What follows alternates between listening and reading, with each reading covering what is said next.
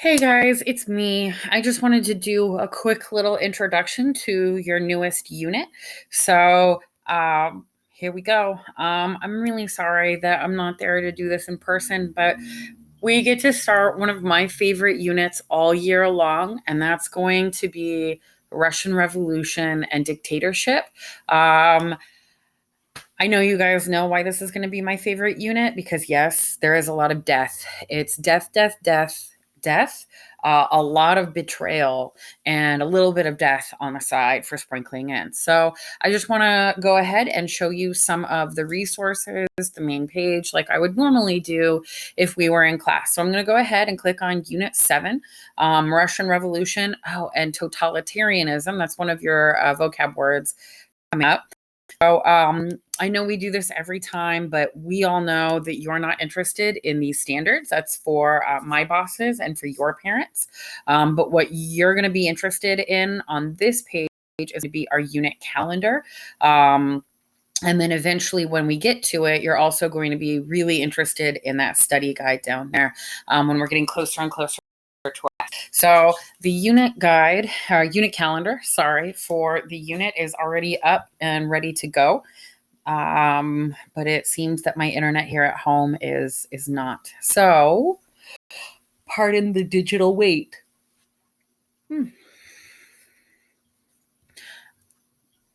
I guess while we're waiting, we'll actually just go back here and I'll show you guys everything else. So you guys know the really boring stuff. You've got all of these lectures right here ready to for me to screencastify and give to you guys. The one that we've already talked about or that you're going to start looking at, so sorry, is the Russian Revolution. The week after that, we're going to do some economic systems with what is communism. My favorite is the rise of totalitarianism, and we're going to see that specifically in Russia.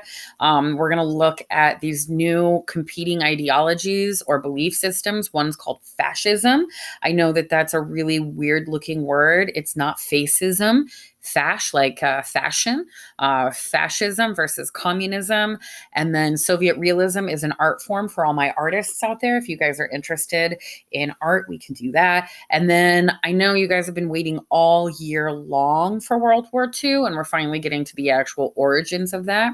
When we look at readings and classwork, I've got everything kind of sorted out by week or by theme. So we've got the Russian Revolution, totalitarianism. So that just means taking total control over your country as a dictator. And that's where you guys have seen that poster in the back of my room above my desk, where it's two stick figures and it's red. That's Joseph Stalin. And that's where we get into with him here.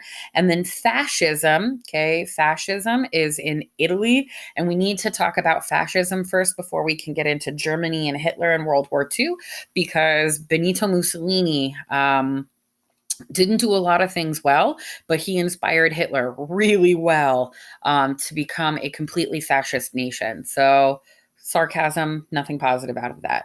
When we get to the reading questions, I'm going to update them as I get them done, but 9.3 is already set to go. You guys aren't going to be taking notes this semester at all anymore because I haven't figured out the logistics of that, so congratulations. If you ever are curious, you have free time. Obviously, I know you guys stay up late at night on Canvas. It is still the secret thing you get to do, but I'm going to be adding tons and tons of videos up here for you guys to watch. So that way it can help make the content more easy to access. And then here are like all those other really cool resources that we're not going to have time to just kind of like dilly-dally with. The podcasts, I think, are really important. Like, how does Rasputin die? What happens to the Romanovs? If you guys are into literature, there's a BBC's In Our Time on Animal Farm. It's a really good, quick 100-page book that your English teachers might be assigning you. And then you've got a bunch of different articles on totalitarianism throughout the entire rest of the world. And I do admit that my TV movie section is a little shabby. I will be updating that as we go through this. You guys know we're going to have a meme day coming up soon. So we've got some memes already here to kind of make you guys laugh a little bit. And then what I want to start including are historical photographs, since we're now at that point in history where these things are really important. And you guys are also going to be assigned a warm up for historical photographs. So those are just some of the resources with this unit. Let's see if this has finished loading. And it totally hasn't, which is very much, oh, there we go. Such a bummer. All right. So our unit is going to be about a month long. And that's because chapter 10, section 2 or lesson 2, it's actually really long and combines both Joseph Stalin and Benito Mussolini. So I want to make sure that we get a little bit of extra time. But what I've decided to do for the remainder of the year is I'm going to post the online lecture and me talking at you and doing hopefully annotations with you on Monday so we can kind of go through the material a little bit more. And then your vocab quizzes are going to be now moved to Tuesdays. I'm not collecting vocabulary cards, so you guys have the option of what you're going to do. Your assignment here is going to be to complete the map of the 1920s, and then Fridays are still going to stay relatively the same. We're going to have a section quiz. We're going to have some reading questions due instead of notes. But as you guys can see, lecture, quiz, and then I'm going to try and skip weeks to make sure that I can spend more time with the content instead of just forcing you guys to do assignments you guys think are busy work. And then just down here, we've got all of the vocabulary words. We're going to spend a week going over what communism is and totalitarianism is.